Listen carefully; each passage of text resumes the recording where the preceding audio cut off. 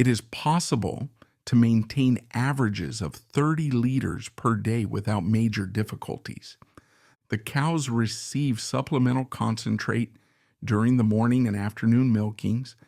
This results in a stocking density of about 4.5 to 5 animals per hectare, depending on the conditions of the farm. Here we have installed a simple roof to prevent mud formation. We also built drainage ditches to stop water from accumulating, allowing the cows to move around comfortably.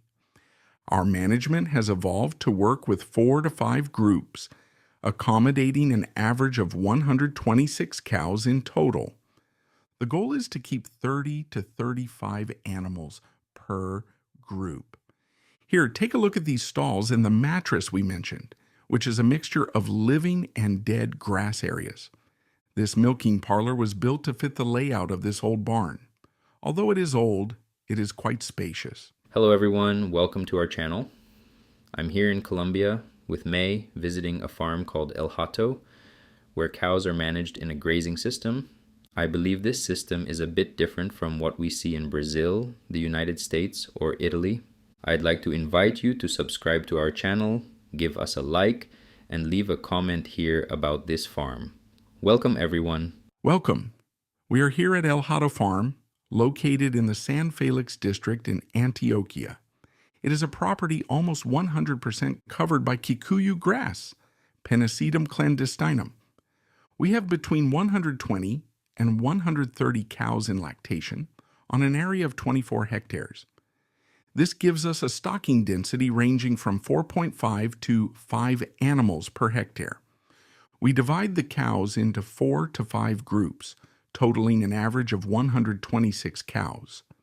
The average production is 25 to 27 liters per cow per day, which varies significantly depending on forage availability.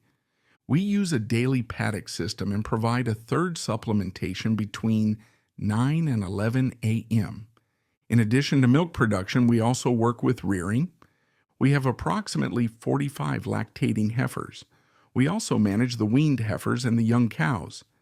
When the heifers become pregnant, we transfer them to another property. Pasture management focuses on nitrogen fertilization, with nitrogen being the most applied nutrient. We apply between 800 and 1,100 kilograms of nitrogen per hectare per year, which is a relatively high rate. Access to the paddocks is provided by internal paths. Some paddocks are close to the milking parlor, but others are as far as 1 kilometer away. As a result, the cows walk about 4 kilometers per day. We distribute the cows according to their milk production. We have a group exclusively for heifers. The other groups are organized according to days in lactation and milk production. Behind me are the high production cows. We have 3 other groups separated based on the stages of lactation or production level. When we dry off the cows, they are transferred to the dry cow group. In the dry cow group, they only consume Kikuyu grass. Afterward, they are moved to the pre-calving group, where they begin a balanced diet. Then they go to the calving pen, where we provide corn silage, grass, and anionic concentrate as the cows calve, and depending on the number of cows in each group, we create a transition group for the period from calving to the first 15 or 20 days of lactation. After this, the cows move to the high production group, and if there are only a few cows in the group, they are individually transferred to the high production groups. We have about 6,000 square meters dedicated to the lactation of the heifers. The system is more traditional and simple. We tie the heifers to small stakes. In the first weeks, we do not provide water or concentrate. However, after the first week, we begin offering water and concentrate ad libitum. We follow the management according to their growth. And now we are going to check on how they are doing. Here, the heifers are exposed to the weather day and night. The standard practice is that at birth, the heifer receives preferably 4 liters of colostrum. We use a probe to ensure they receive this amount of colostrum. We do not store colostrum. It is provided directly by the mother. Additionally, we treat the navel with iodine. The next day, the heifers are placed in the baldistaca system, a stake with an individual bucket. There they receive concentrate, water, and continue to be exposed to the weather. The advantages of this system are that they get used to the climatic conditions and are kept individually, which allows us to better control the concentrate intake of each heifer. This way we can identify if any of them are not eating properly. We carry out weaning at 3.5 to 4 months of age gradually. We start with 2 liters of milk in the morning and 2 liters in the afternoon. Gradually, we increase the amount to 6 liters per day. When weaning time comes, we first remove the afternoon feeding so that the heifers increase their intake of grains, making the transition smooth. This is one of the principles here, making changes very gradually for the heifers.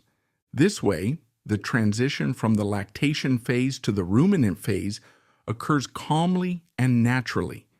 We have seen good results with this method. We wean in groups and the transitions are gradual. These are the heifers in the weaning phase. Some of them receive only 1 feeding in the morning or no longer receive milk. We continue to keep them tied, offering concentrate and water to make the adjustment easier. Once they are fully accustomed to being without milk, we release them and group them in lots of 15 to 20 animals. These groups are taken to paddocks, where they receive 2 kilograms of concentrate per animal and have ad libitum access to pasture. Is it pelleted? Yes, it's pelleted. Let's see if there's still some left here or if they've already consumed it. It's a pelleted concentrate. It's not completely finished. We'll check in a little while. It's a pelleted concentrate with 19% protein. We try to formulate it with starches that don't exceed 32%, keeping starch levels low. We aim to use raw materials that provide good energy for the concentrate. For example, it's difficult to source pectin here. We don't have beet or citrus pulpa, so we use a lot of soybean hulls, corn, and distiller's grains. This helps prevent the heifer concentrate from having too much starch. This batch here is for the heifers. The other one would be for the high production group. On this farm, we organize the groups according to days in lactation. This allows us to provide strategic supplementation at specific times. These cows are already used to it, and right now they're going to be fed. They receive concentrate supplementation during both the morning and afternoon milkings. However, cows averaging 38 liters of milk per day need a high amount of concentrate supplementation. To avoid offering large amounts of concentrate only during the morning and afternoon milkings, which could cause acidosis, we divide the supplementation into 3 moments. At this time, these cows receive a special concentrate tailored for them. Since these cows are in the first third of lactation, we focus on reaching peak production. We aim for them to be pregnant already. Therefore, the strategic supplementation for these cows is at a higher level of bypass protein. We use organic minerals and bypass fat, which is quite different from what we use for cows with more than 200 days in lactation. For those cows, the protein requirements are lower, as well as the energy, organic minerals, and additives. For them, we offer a different type of concentrate at 10 a.m. In the milking parlor, the concentrate is the same, but outside of it, we use a specific product for each group. Look at these Urholas. They are the result of an F1 cross between Holstein and Jersey. As I mentioned before, they can even be compared to pure Holsteins. With the technique of supplementing with 3 doses of concentrate, we've been able to significantly reduce the incidence of acidosis. We also see the results in the milk solids. Notice that the cows don't appear dirty. These animals can consume 12 to 13 kilograms of concentrate with a high starch load in their diet, but it is distributed in 3 daily meals. This helps us avoid problems like acidosis. When examining the manure, They show no typical signs of acidosis, such as diarrhea or very dirty tails. This also helps maintain better persistence in milk production.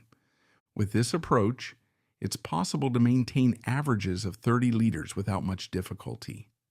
Look at these Yerholas here. This F1 cross works very well because they are more resilient cows, with stronger hooves and legs, good milk solids, and in terms of production, they can be on par with high-producing pure Holsteins. Here we have newly calved cows. They first go through the pre-calving group, which has a diet with anionic concentrate and differentiated management. After calving, they are transferred to this group and remain here, depending on production and lactation stage, until 100 days or based on performance. We perform biweekly regrouping, evaluating which cows no longer meet the standards.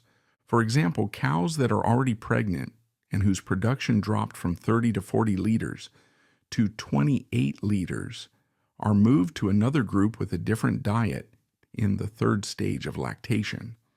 In grazing systems, the dry matter intake from pasture is the determining factor. This cow genetics ensures a good dry matter intake per day, ideally 14 kilograms, which allows the genetics to perform well in this system. With proper management in pasture-based systems, it is possible to achieve averages of 30 to 35 liters without much difficulty, as long as the intake of quality dry matter is ensured and strategic. Tailored supplementation is provided for each group and lactation stage. By correctly identifying the needs of the first third, the peak, the mid-lactation, and the late lactation periods, we can achieve high levels of production and good profitability. For instance, we observe that when the number of cows in a group exceeds 35 animals, the availability of space at the feed bunk decreases and average production starts to drop. We aim to keep between 30 and 35 cows per group, ensuring a maximum of 2 or 3 cows per feed bunk so that all cows can consume their diet. While it is difficult to ensure a completely homogeneous diet for all cows, the strategy of the third diet has worked very well to achieve peak production, maintain persistence, reach pregnancies, and increase stocking capacity. During the summer or winter months when forage availability decreases, we adjust the type of supplement provided. We add effective fiber to compensate for the reduced dry matter intake from the pasture, helping to overcome these shortages. In this way, we adjust the supplement to meet the specific needs of this time of day. Here, estrus detection and insemination are done without collars, pedometers, or similar technology. We perform checks every 14 days and work with a monthly pregnancy goal. We mark the cows to identify, for example, which cows will be synchronized on a specific date. We also record and monitor possible mounts or services at 18 and 21 days of the cycle. Ideally, we create a transition group for newly calved cows. When they are 3 days postpartum, we confirm that they are active with no retained placenta or other problems. These cows are then transferred to this group, where we begin supplementing them with a focus on reaching peak production. The concentrate used is formulated with moderate starch levels, but a high concentration of bypass protein, including fish meal. We also add additives such as buffer acids, yeast, and organic minerals. This group benefits the most from additives. For cows with lower production or already pregnant, we reduce the protein level in additives using simpler supplements. The concentrate formulation for this group includes ingredients like fish meal, extruded soybeans, soybean meal corn, soybean hulls for fiber, and corn distillers. We have observed that the third diet encourages cows to increase their forage and water intake. The cows relax, lie down, and with the third diet, they return to pasture with a better appetite. This helps maintain cows later in lactation with good body condition, consistent production, and persistence. High production groups, such as this one for newly calved cows, show that managing groups of 30 to 35 cows is efficient. However, we've observed that when cows are moved from one group to another, they may experience a dip in production. That's why we work with stable groups, adjusting the diet according to lactation days.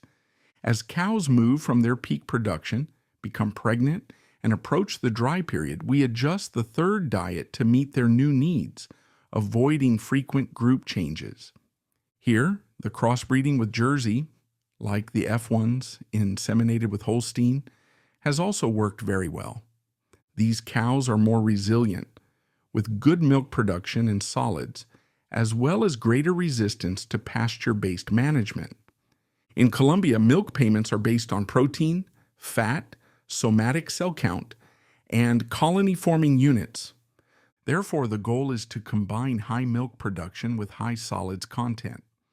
We work with nutrition and genetics to select bulls that guarantee productive cows, both in terms of leaders and solids quality, maximizing financial returns. This is another important aspect of the third diet. When you need to feed a cow that produces 40 or 50 liters in pasture systems, a lot of concentrate needs to be included. If this is only done in 2 doses during the morning and afternoon milkings, and the concentrate contains 50% to 56% starch, you create peaks of ruminal acidity, both in the morning and afternoon milkings. This can result in low milk solids, especially fat, which falls well below the ideal. With the third diet, we distribute the starches in 3 daily doses. In this way, we avoid peaks of acidosis, and this approach has worked very well. We see an improvement in milk solids, with an increase in fat and protein levels when the concentrate is provided in 3 meals. The results on this farm are protein at 3.5%, fat at 3.2%, colony-forming units between 5,000 and 10,000, and somatic cell count varying between 300,000 and 1,00,000. These are the values we maintain. The MUN, milk urea nitrogen, is a factor that must be carefully managed in pasture-based systems. Kikuyu grass, due to high nitrogen fertilization, can have protein levels between 24% and 26%. This means a high amount of non-protein nitrogen requiring the supplementation of rapidly fermentable energy in the rumen to optimize microbial protein and bypass protein production, without exceeding the amount of nitrogen provided by concentrates. We need to formulate concentrates with high-quality proteins, but at reduced levels. MUNs between 18 and 24 indicate that we are dealing with additional costs due to excess protein in the diet. The cow also incurs an energy cost to excrete this excess nitrogen, which reduces the energy available for maintenance or production. Furthermore, excess nitrogen is not beneficial for the environment. Therefore, it's crucial to balance proteins well in the concentrates, constantly monitor MUN levels, pasture quality, rainfall, and sunlight. This way, we adjust protein levels to ensure economic efficiency, avoid additional dietary costs, and minimize environmental impact. By doing so, we maximize the cow's energy utilization, directing it toward maintenance and production. Let's take a look at the paths. Over there we can see 2 types of paths. This is the milking parlor, which serves 4 lots of dairy cows. The cows can walk up to 950 meters to reach the farthest pasture, totaling about 4 kilometers per day to be milked. We have 2 types of paths. This one here, made of concrete, which requires less maintenance but is very hard on the cows, causing impact on their hooves. And we have this other one, which we prefer made of dirt. Here, we only installed a cover to prevent the formation of mud and ditches for water drainage. The cows walk with much more comfort on this type of path. It's common to find farms that use concrete paths and place plastic alongside, but these plastic paths require constant maintenance. Even so, the cows adapt better to dirt paths. Look at how far the cows go beyond those white eucalyptus trees. They go up to the higher areas.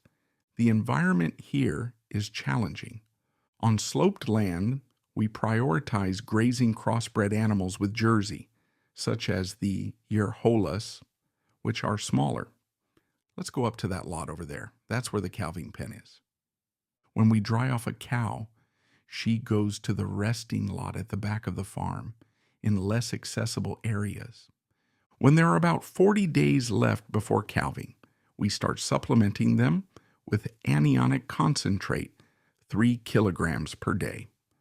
With 20 days left before calving, we move them to pastures closer to the house, those pastures where they graze. We avoid fertilizers rich in potassium. We also have quinoa, but we don't provide quinoa to these pastures to reduce the cationic load of the Kikuyu pasture. We prefer mature pastures aged between 40 and 50 days, supplemented with corn silage to lower potassium and prevent milk fever. Thus, these cows receive mature pasture, fertilized with low potassium corn silage and 3 kilograms of anionic concentrate. After calving, they go to the first lactation lot, or if there are 10 to 20 cows close to calving, we form a specific lot for personalized supplementation, optimizing the results. Over there is another lot, the heifer lot. As I mentioned, we work with closed groups organized by days in lactation or production, keeping about 35 animals per lot throughout the entire lactation period until the dry period. Heifers from different farms within the company are grouped into a single lot, with differentiated supplementation and management in the pre-calving period using specific metabolizable protein. For us, it's ideal to have heifers with 260 days in lactation, producing 23 to 24 liters per day, with good reproduction and persistence while continuing their development. When separated into specific groups, the heifers perform much better, as they don't need to compete for space at the feeder with adult cows. The high production and heifer lots are well defined. The automatic milking parlor with hoppers requires the same concentrate for all cows, but we differentiate the supplementation with the third diet according to the lactation phase, whether it's a heifer, first or second, third, or if she's pregnant. This flexibility is the main advantage of the third diet. We still use the day-by-day grazing system, but we're transitioning to height-based management. We work to achieve 30 to 35 centimeters of height in the pastures before grazing, with rotations of 25 to 35 days, depending on the season and forage availability. After the afternoon milking, the lot changes pasture. The feeders and waterers are also moved daily. Some pastures last 4 to 5 days depending on forage availability, ensuring an efficient rotation adapted to the green forage supply. The cattle are removed, and the important thing is to fertilize the pasture the next day. We also take into account that in some pastures, pig manure is applied, so we adjust the NPK according to the presence or absence of manure. Ideally, we fertilize within the 5 days following each grazing. About once a year, we perform soil analysis and make the necessary corrections, including the addition of trace elements. Additionally, in each rotation or every 2 rotations, we apply fungicide against Colototrichum fungus, as well as foliar fertilizers and beneficial microorganisms. This is the daily grazing management routine. Due to the topography in some areas, the stolons can form a mattress of Kikuyu grass, a layer of dead and living material, if grazing is not done properly. This layer degrades the pasture quality in certain areas, especially where machinery access is allowed. In these cases, the ideal is to use a mower to eliminate the mat and allow the Kikuyu to grow back. See here how the stolons form the mattress we mentioned, mixing dead and live parts. The ideal management would be to cut it with a mower close to the ground, avoiding leaving thick stems. For example, in areas with more than 5 leaves, the pasture starts to dry out and the stem thickens, becoming less palatable. The proper management is to use the Kikuyu when it is at its ideal stage of 5 leaves. When the stem is smaller, the fiber is reduced and the consumption by the cattle is higher.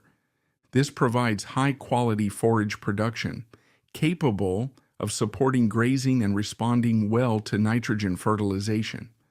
Well-managed Kikuyu can be an efficient forage base, allowing up to 14 kilograms of dry matter per cow per day. In this scenario, it is possible to achieve milk production levels of 30 to 35 liters per cow, with high profitability and interesting results. Let's take a look at the pasture where the cows will graze tomorrow, already divided and prepared.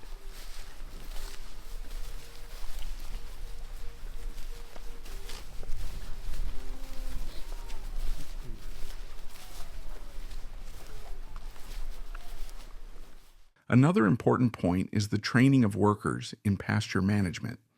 When we don't provide adequate training, we end up managing ryegrass as if it were Kikuyu. This accelerates the disappearance of ryegrass, allowing the more aggressive Kikuyu to dominate the area.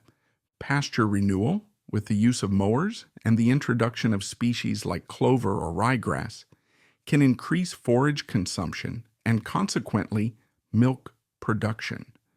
However, implementation should be well planned and monitored to ensure greater durability and efficiency of the ryegrass.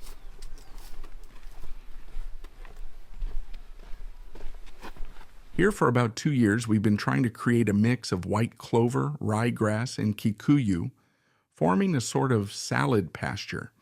However, after 2 years, Kikuyu begins to dominate the planting, eliminating the clover, especially with the high fertilization rates used to maximize milk production. Even so, it's still possible to find some clover remnants in certain areas. When the cows enter pastures that have been mowed, the management is noticeably different. The average height of the pasture here is 30 centimeters, with a higher proportion of leaves compared to stems. This makes the pasture much more nutritious than areas with 40 to 60 days of growth, where the stems predominate over the leaves, reducing the quality of the forage base. The cows graze different areas throughout the day. This pasture was intervened about 2 years ago. You can still observe some clover and ryegrass, which has an excellent leaf-to-stem ratio, making its fiber more digestible and nutritious. The combination with Kikuyu, managed at 30 to 35 centimeters height, enriches the pasture and restores the forage base. The profitability of pasture systems is directly linked to proper management of the paddocks. Compare this dense, green, healthy pasture with the one over there, which is more yellow and hasn't been intervened with, showing an attack of Coletotrichum, also known as cholera. The difference in quality and density of the pasture is clear. In the degraded pasture, it's necessary to use a mower or perform soil interventions to recover the pasture and achieve the density and species diversity we see here. When cows are transferred to a pasture with pests like cholera, milk production immediately drops. The quality and quantity of the pasture provided are crucial factors for success in grazing management. Well-managed pastures with species like clover and ryegrass and free from pest infestations provide better nutritional quality. Cholera consumes the nutrients from the pasture, turning it yellow and compromising production. Eradicating it is difficult, but its control is possible with proper management. A balanced addition of nutrients to the soil, such as calcium and magnesium, improves pasture health, making it more resistant to pests. See here, there's a small outbreak of cholera. It's more yellowed, but this pasture here was intervened. Small adjustments were made. Calcium and magnesium were added, and the response is evident. With proper management, this area was effectively treated, unlike the part above where we never intervened. And you can see the difference. You can also observe this difference in the tank.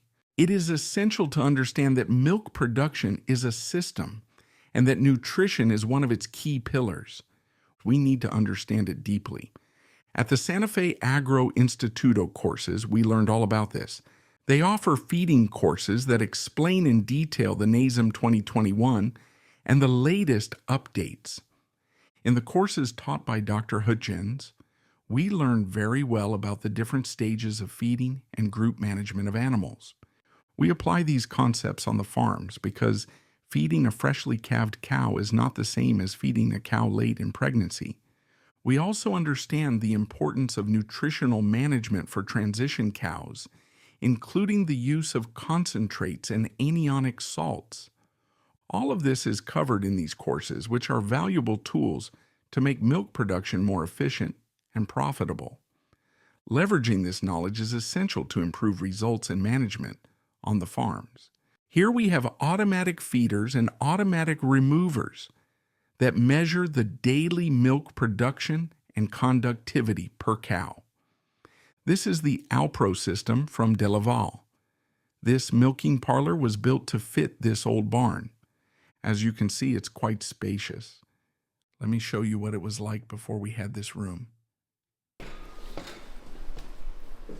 Previously, this area over there was like this one here, and milking was done like this. 8 cows were hooked up on this side, and another 8 on that side. 2 workers would be there, 2 here as milkers, and a 5th worker would manually supply the concentrate using a can as a dispenser. About 8 years ago, we built this new milking parlor. During the winter, when forage is scarce, we supplement with corn silage, fibrous concentrates, or orange silage. These feeds are provided here with the option to individualize the diet for each cow. This is the old heifer barn. We used to raise the heifers here, but it was very difficult to manage, especially due to the constant bedding changes, respiratory problems like pneumonia and diarrhea. About 11 or 12 years ago, we changed the management. We moved the heifers to pasture, individualizing them outdoors.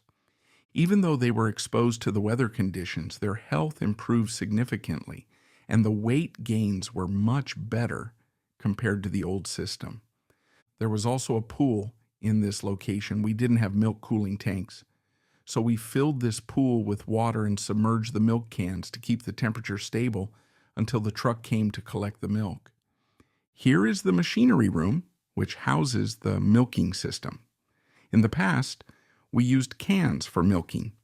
The milk was placed in these cans, which were submerged in the pool to prevent the temperature from rising too much.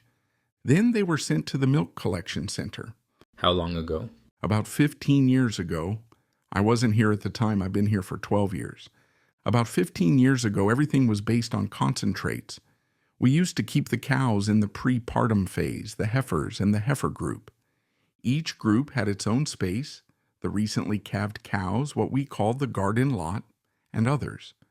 We're increasingly focusing on customizing management, like using anionic concentrates in the prepartum phase. For example, for the heifers, my goal is not just to gain 700 grams per day, but to aim for 800 or 900 grams. Based on this need, or the need to supplement cows producing 40 liters. I use additives because for cows producing 40 or 45 liters, the additives are economically worthwhile. Based on these demands, we created a company to develop customized feeds according to the production and objectives of each dairy farm. We have a simple system in the machine room with 2 milk tanks. When the price of milk goes up or down, we adjust production accordingly. For example, we can produce milk powder for the heifers depending on the need, whether we need to sell more or less milk. This also includes using milk replacers when necessary. This is our workshop. We work with the Delaval Alpro system, and we also record information in notebooks. We write down services, births, and culls. Although all of this is also recorded in Alpro, we continue using the traditional method, writing by hand. If we need to check, for example, the births from December 2018, we have everything recorded, including names, whether the calf was male or female, and other details. The worker is very organized and makes annual calving projections. We also keep old records, such as from 1994. All the data is on the computer, but we still keep the physical notebooks. We note down the cow's name, identification, calving date, the bull used, and whether the calf was male or female. We also record the ear tag number the animal was given. How old is this farm? Here, approximately 30 years. 30 years, and what's the oldest cow? We did have, but I think Indigena passed away some time ago. She was the cow we held in the highest regard. I don't remember exactly how much she produced, but she was the highest milk producer. The daughters of Indigena, like Disha and Viva, were also extraordinary cows. Do you know how many calvings she had? She had 11 calvings. Here we have a cow named Bondadosa. As I mentioned, I've been here since November 4th, 2012, and we have calving records from 30 years ago, since 1994. But the farm has even more years of history. All the cows have names, and they are named based on the sire. For example, if the sire is Mogul, the daughter's names start with Mostaza, Maestranza, Maestra, or Moravia. If the sire is Kron, as in Jersey, the names start with C. So we follow this naming system based on the bullfather, such as La Pastora or La Paula. We record everything in notebooks and also in the computer.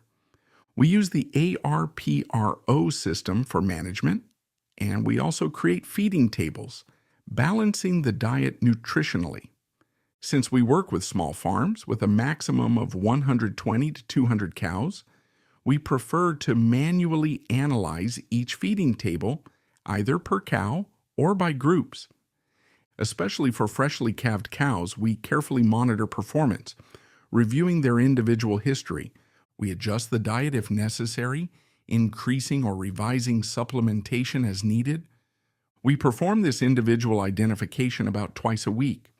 RPRO provides us with information on the amount of concentrate provided and other data. We also use another platform called Granadero, which keeps the farm's records. In the past, the manager would sign the records whenever he came here to check the calvings. We even have his signatures, dating back to 1994. It's been 30 years. And now I'm thinking, when did I start keeping records myself? My goodness. This is our spraying and foliar fertilization station. In the past, we used backpack sprayers.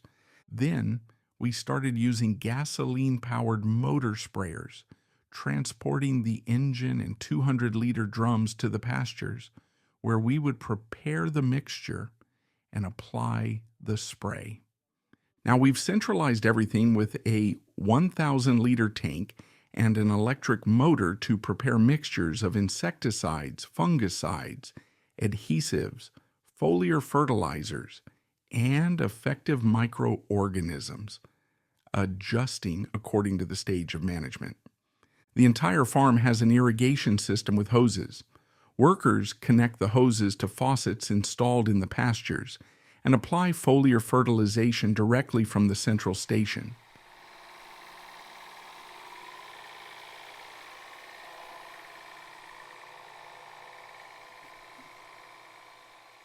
We began focusing on podiatry about 4 years ago. Initially, we would call in an external podiatrist to treat curative cases. He would come, do the work, and apply the necessary treatments. But we realized that management shouldn't just be curative, it should also be preventive. Today, we've installed cattle chutes at each farm and trained the workers to perform both curative and preventive treatments. We've implemented preventive management, especially during the drying off period, when we do a complete podiatric review. In extreme cases, when the problem exceeds the worker's capacity, we call in a specialized podiatrist.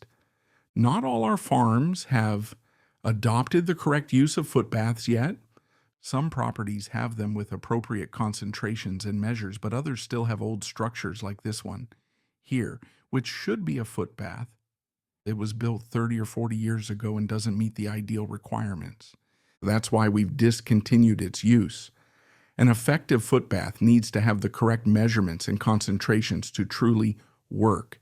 This is the chute where we bring cows with chronic problems or for preventive treatments. It's a simple manual non-hydraulic device, but it works very well.